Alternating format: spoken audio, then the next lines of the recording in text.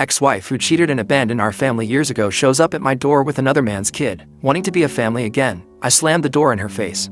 Some context here. My ex-wife Angela, 36, and I, 37, male, had met when we were in our mid-20s, when I was around 24.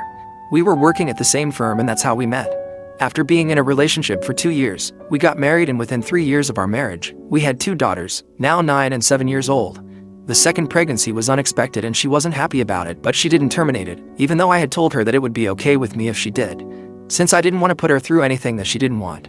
After our first daughter, things were still great between us and we were as in love as we could be. But that changed after the second pregnancy. She became really moody and irritable and constantly picked on me or our eldest. But I just figured that this was because of all the hormones and stuff and tried to make my peace with this new version of Angela. We thought that this would change after a while, but things just got progressively worse in my daughter and I learned to walk on eggshells around her. I was taking care of everything, even though she was supposed to be a stay-at-home mom. She had quit her job of her own volition after our first kid and did all the work around the house along with taking care of our eldest while I worked, until she got pregnant for a second time. We had to hire a housekeeper while she was pregnant because she said that she was too tired to do the work around the house along with looking after our kids. I agreed, even though it was slightly out of our budget since I wasn't earning enough at the time. I agreed to hire a housekeeper because I didn't want to inconvenience Angela, especially while she was pregnant. I assumed that she would return to looking after the house and kids during the day after our second daughter was born. Also, let me just make it clear that I wasn't one of those husbands who didn't do anything around the house after coming back from work. I did whatever I could to help out, even though I used to be exhausted from working. After she gave birth to our younger daughter, I thought that she would take a few months, but then she would bounce back and we could go back to our normal lives. But several months passed and she showed no signs of changing. She remained just as cranky and irritable and refused to do any work around the house. She would just sit at home all day and watch television. She didn't even play with the kids or anything and would pay our neighbor to take them out to the park occasionally. I don't mean to sound resentful, but I did feel that way because I was slogging at work, day and night. And she wouldn't even do the bare minimum at home. It was also proving quite expensive for me to pay for a housekeeper to do all the cooking, cleaning, and other miscellaneous household chores. I had to take care of all the other expenses as well, and I wanted to save money for our daughter's future too. That was becoming almost impossible because Angela refused to help me out in any way. So after almost 6 months since our younger daughter's birth, I decided that we couldn't go on like this and I had to talk to Angela. I knew that this was going to be a difficult discussion, so I asked my parents to watch our daughters for one day and they agreed. That day, I sat Angela down and I told her that I knew she was tired after 2 pregnancies, but I needed her to help me out here and work with me. I explained to her that having a housekeeper was becoming too expensive for us and I needed her to honor her word and go back to doing at least some of the household chores, so we could renegotiate and lower the housekeeper's salary and save some money.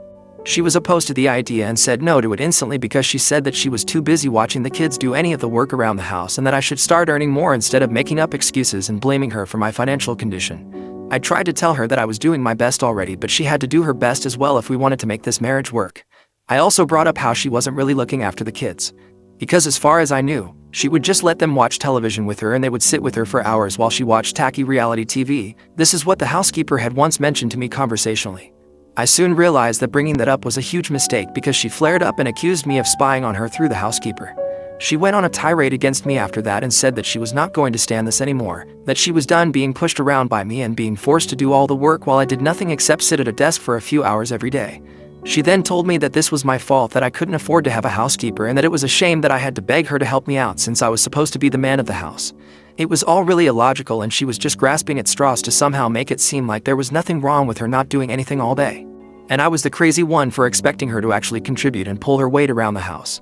We ended up getting into a massive fight and she called me a loser who couldn't afford to be with a woman like her anyway.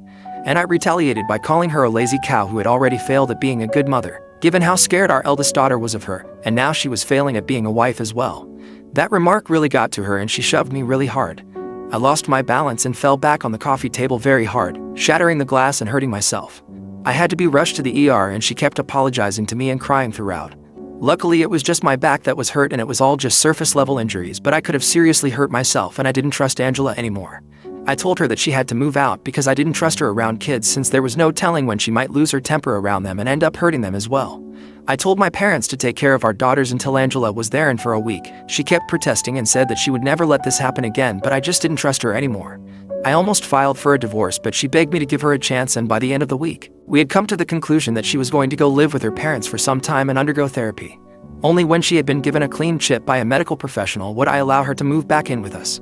There was obviously something very wrong with her because happy people don't act that way, but she was willing to work on it and get better. I also didn't want my daughters to grow up without their mother, so I agreed not to get divorced just then and give our marriage a second shot. We were also getting marriage counseling while we were living separately, but eventually, it all turned out to be useless because she ended up cheating on me. My parents had moved in with me to help out with my daughters while Angela was living with her parents. We went to marriage counseling sessions weekly and things seemed to be getting better for a while. I was also in touch with her therapist who told me that she had been suffering from postpartum depression, but she was getting better.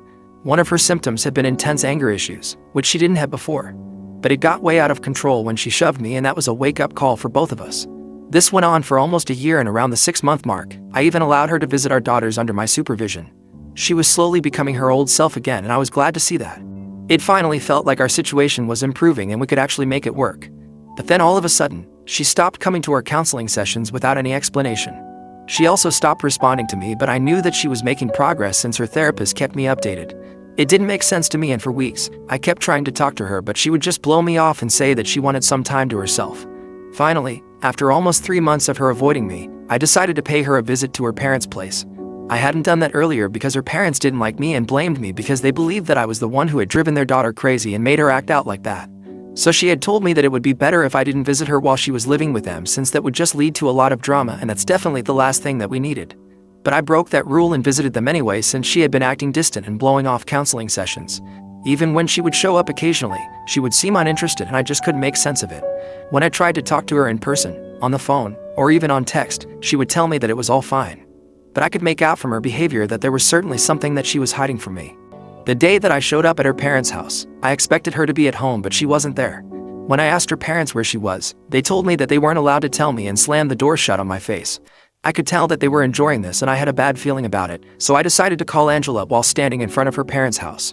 I tried calling her several times, but she didn't pick up, and I was getting more and more paranoid by the second, so I decided to sneak around the house and somehow get inside by myself. I went around to the backyard because I knew that her parents usually kept the kitchen door open, but I didn't even need to go that far because I spotted Angela sitting on the swing that her parents had in their backyard. The bad news was that she was sitting with her back to me because he was making out with a man that I didn't recognize. It's been a long time since I saw them, but it's imprinted in my brain. Because it was the most horrible moment of my life, and I haven't been able to forget it even today. The guy that she was making out with drew back as soon as he saw me, and by the time Angela turned around, I had already started walking back to my car. She caught up with me and tried to stop me, but I wasn't hearing anything that she was saying because I was in shock. She tried to grab me, but I shook her off and told her not to touch me. So she didn't, and I went back to my car and started driving back home. I blocked her everywhere as soon as I got home so she wouldn't have a chance to explain, and told my parents that I wanted them to look for a lawyer for me and inform them of what I had just witnessed when I visited Angela's parents' house. I didn't see her or hear from her until we had to meet with the court-appointed mediator for our divorce settlement. I had pretty much turned into a robot by that point and was just functioning for the sake of my daughters, but I had completely shut down emotionally. I didn't feel anything even when I found out that Angela was terminating her parental rights because she had made up her mind that she didn't want to be with us anymore. That she wanted to be with the guy, let's call him Sean, that I saw her with the other day. He was her childhood friend, and while they had grown apart after high school ended, they had reconnected when she moved back in with her parents, and she had apparently fallen in love with him. Her parents also supported this, which is probably why they had been right about her making out with him in their backyard despite being a married woman with 2 kids. Apparently, they had always wanted her to end up with Sean, and they were happy that Angela was finally choosing herself and her own happiness, as if she had ever been capable of doing anything other than that. The divorce was a long process because even though she had been cheating on me, she still wanted to qualify for alimony. It took us a while, but my lawyer and I fought hard and made sure that she didn't get anything in the divorce because it was all rightfully mine, since I had been the one paying for everything for so long while she did nothing but watch television at home. It has been 5 years since the divorce finally came through, and we succeeded in our goal to make sure that she walked away with nothing. The months in which I was dealing with the divorce were some of the hardest times for me, but I knew that I couldn't break because I had to look after my daughters since they had nobody except for me. My parents were obviously really helpful and supportive, and I can't ever thank them enough for being there for me throughout, while I juggle work and taking care of my kids. It has been 5 years since, and even though back then, the divorce seemed like the worst thing that could possibly happen to me, I'm thankful for it now. Because I don't think I would have been in the place that I am today had it not been for my decision to leave Angela. Life has really treated me well since then, and I'm in a much better place now in every respect. We have since moved into a bigger house because I get paid better now and I don't have to spend money on anyone apart from myself and my daughters. My parents live close by and drop in from time to time as well. I have friends who love me, and my daughters are as happy as can be. That's all that a man needs, and I'm so thankful to the universe that it's all going well for me now. Or it was until Angela showed up again a few days ago. The kids were at school and I was just about to leave for work when I opened the door. The doorbell rang and Angela was standing outside, with a boy beside her. The boy couldn't have been older than 3 or 4 years old, and I knew that this had to be Angela's son. I was taken by surprise when I saw her standing outside my door and was still trying to process it when she started crying and said that she was here to apologize and make things right with me. She told me that she was finally ready to be a family again and give our marriage another chance.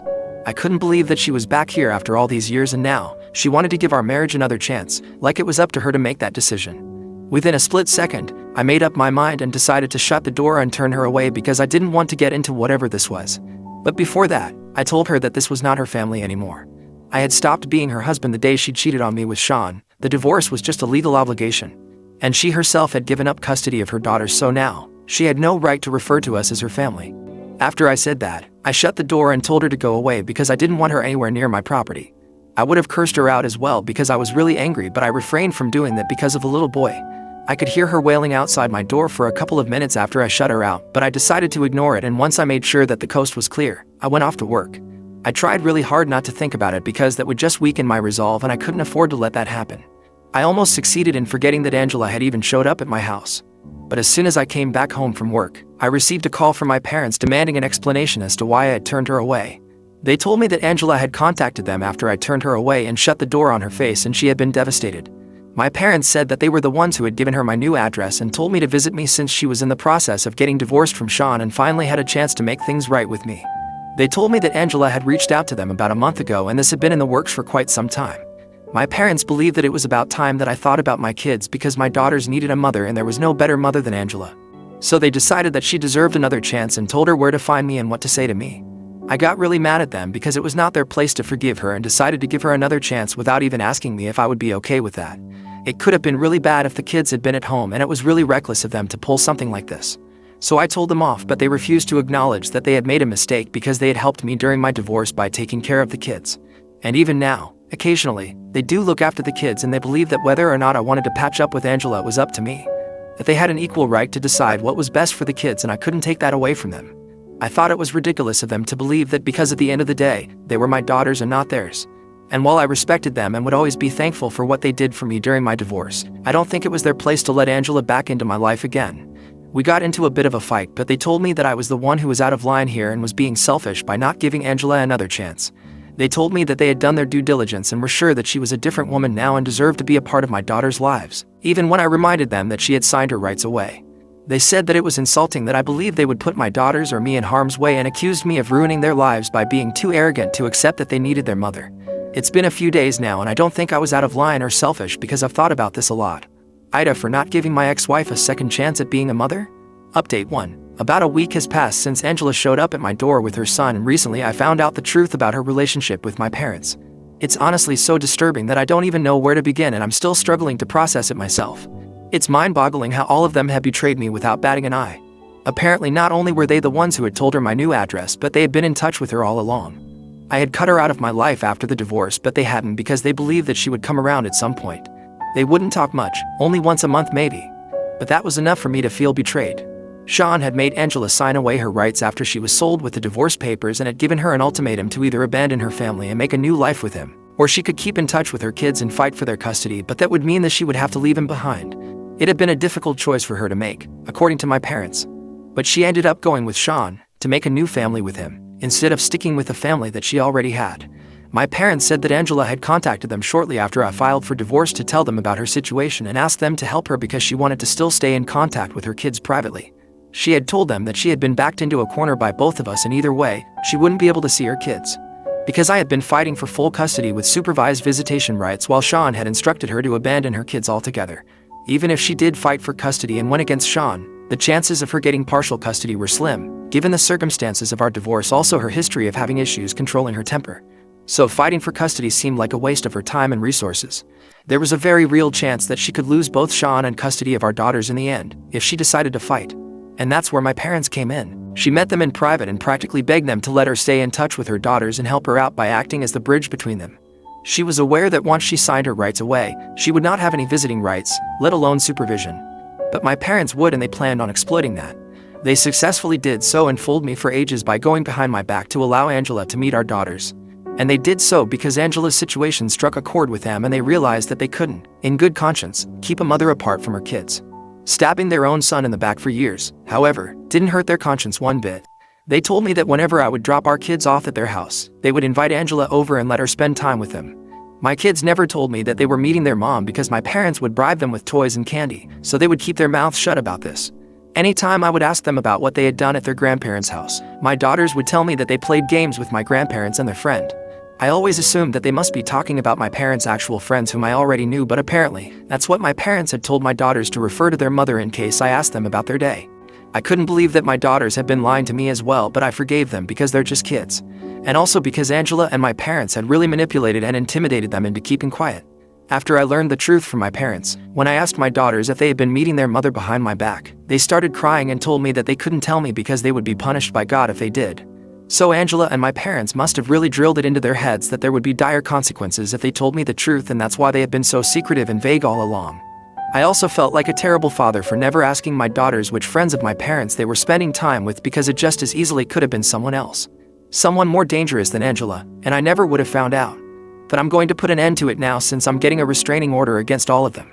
I already have written proof of this, since my parents sent an email to me to tell me the truth, a couple of days after my fight with them. They had believed that the email was going to make me realize how desperate Angela was to remain a mother to her daughters, without losing the alleged love of her life. And that would somehow make me forgive everyone involved, but all that it did was make me realize that everyone here was a nasty little liar and I couldn't trust anybody anymore. It's also ironic how Angela signed away her parental rights and had to resort to meeting our kids in secret like it was a crime. All because Sean didn't want her to have any contact with her previous family. And he was supposed to be her one true love, but now, even they were getting divorced, and all that turned out to be for nothing.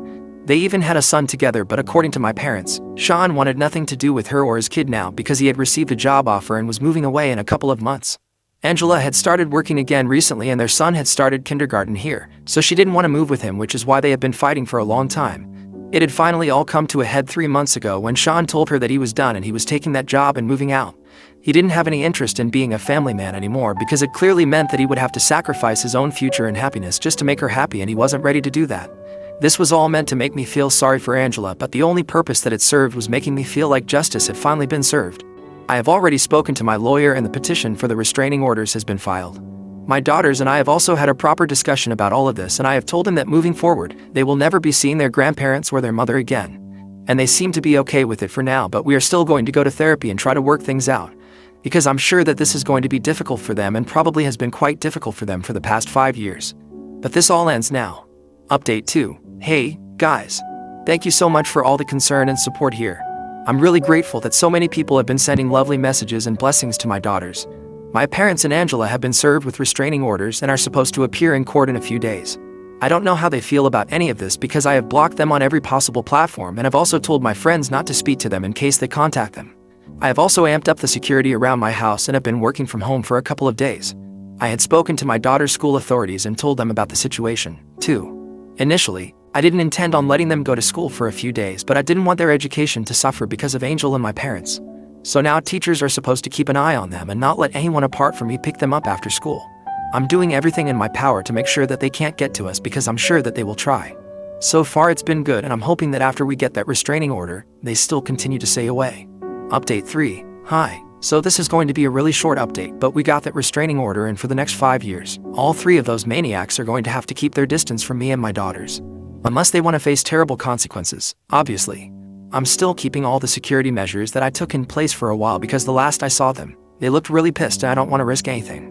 My daughters and I are attending regular family counseling sessions, and I think that we are going to make a lot of progress in the coming few months. We have already made considerable progress. Honestly, all I want now is for my daughters to be happy, and that's it. So please keep sending us your best wishes, we need it.